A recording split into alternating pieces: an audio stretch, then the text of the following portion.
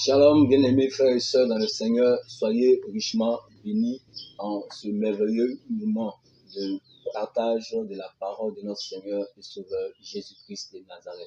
Bien-aimés, nous allons aborder une série d'enseignements, une série de messages pour nous fortifier, pour mieux comprendre l'importance du salut, pour mieux comprendre comment est-ce que nous devons réagir pour entrer dans le plan de Dieu pour notre salut.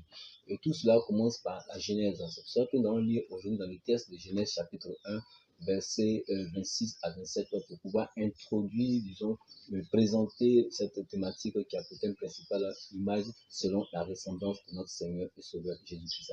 Il est dit dans le livre de Genèse chapitre 1, du verset 26 au verset 27, ceci que nous allons lire. Il dit, puis Dieu dit, faisons l'homme à notre image selon notre ressemblance et qu'il domine sur les poissons de la mer, sur les oiseaux du ciel, sur le bétail, sur toute la terre, et sur tous les reptiles qui rampent sur la terre. Dieu créa l'homme à son image, il le créa à l'image de Dieu, il créa l'homme et la femme. Amen, amen, amen. Voilà un peu ce que dit cette parole.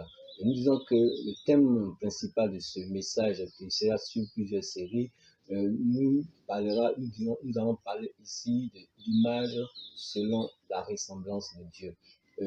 Ici, comme le remarquez tous avec moi, c'est le Seigneur lui-même qui parle. C'est le Seigneur lui-même qui donne ici les critères de la création de l'homme et de la femme.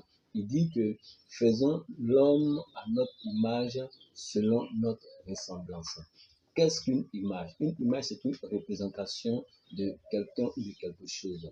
Et quand on parle de ressemblance, c'est ce qui est conforme à certains critères, à certains principes que nous avons, que nous voulons reproduire.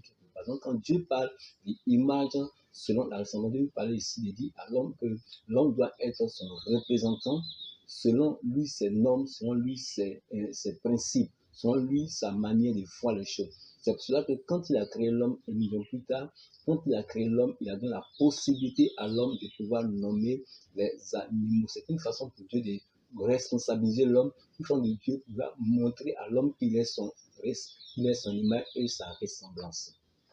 L'homme n'a pas créé, et Dieu crée et il donne la possibilité à l'homme de pouvoir nommer ce que lui, Dieu, il a créé. Et en plus de cela, le texte nous dit qu'il a dit à l'homme d'être dominateur sur tout ce qu'il a créé. Dieu lègue ici son pouvoir de dominateur à l'homme et il lègue son pouvoir de créateur en permettant à l'homme de pouvoir nommer les animaux. Alors, l'homme est dominateur. L'homme est celui qui va représenter Dieu. Le représentant de Dieu doit être dominateur. Donc, dans ce principe, disons, de la création de l'homme, nous allons comprendre ici pourquoi est-ce que nous devons être image selon la ressemblance de Dieu. Et comment être une image selon la ressemblance de Dieu. C'est Dieu lui-même qui dit faisons l'homme à notre image. Dans les évangiles que nous allons développer plus tard, dans les prochaines vidéos, nous allons comprendre ici les critères selon le cœur de Dieu.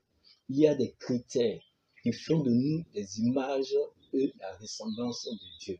Il y a des critères dans lesquels nous devons nous inscrire volontairement, des critères dans lesquels nous devons nous inscrire obligatoirement pour être une image selon la ressemblance de Dieu. Le salut dont nous voulons parler durant tout ce thème est quelque chose de fondamental. Pour avoir part au salut, on sait qu'il faut donner sa vie à Jésus-Christ pour qu'il soit notre Seigneur et notre Sauveur. Si nous donnons notre vie à Jésus-Christ, il y a cette renaissance, il y a cette nouvelle vie, et c'est dans cette nouvelle vie-là, il y a des domaines dans lesquels nous devons travailler, sur lesquels nous devons travailler pour être une image selon la ressemblance de Dieu. Alors, bien aimés frères et sœurs, voici un peu ce que nous voulons partager avec vous. Quels sont alors les principes? Quelles sont les normes? Quels sont les critères que l'homme doit posséder, que l'homme doit utiliser, que l'homme doit vivre pour être une véritable image selon la ressemblance de Dieu? Sans cela que nous vous supplions de pouvoir tenir compte de ces différentes vidéos qui vont suivre par la suite pour comprendre un peu la profondeur de la création de l'homme, afin que l'homme puisse remplir toutes les conditions qu'il faut pour être sauvé. Et l'homme doit remplir toutes ces conditions pour être un dominateur. L'homme doit remplir toutes ces conditions pour être véritablement une image selon la ressemblance de Dieu. Alors, bien-aimés frères et sœurs dans le Seigneur, il y a des principes. Il y a des principes qui sont obligatoires. Au risque de me répéter, c'est une obligation de pouvoir être une image selon l'enseignement de Dieu pour avoir part à la vie éternelle. La vie éternelle est donnée, mais à des conditions bien précises. Ce sont ces conditions que nous allons étudier, que nous allons partager dans toute cette thématique afin que Dieu lui-même nous fasse du bien. Alors soyez richement bénis, soyez fortifiés, soyez édifiés, soyez disposés à nous suivre durant toute cette série d'enseignements à la gloire de notre Seigneur Jésus-Christ de Nazareth. Merci pour ce message. Merci de disposer les cœurs à recevoir la parole. Je proclame que, Seigneur, par rapport à cet enseignement, que des vies soient impactées pour être image selon ta ressemblance au nom de Jésus.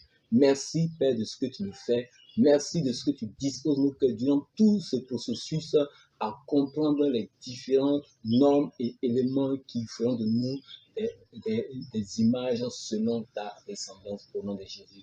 Amen. Shalom à vous, que Dieu vous bénisse et à la prochaine vidéo.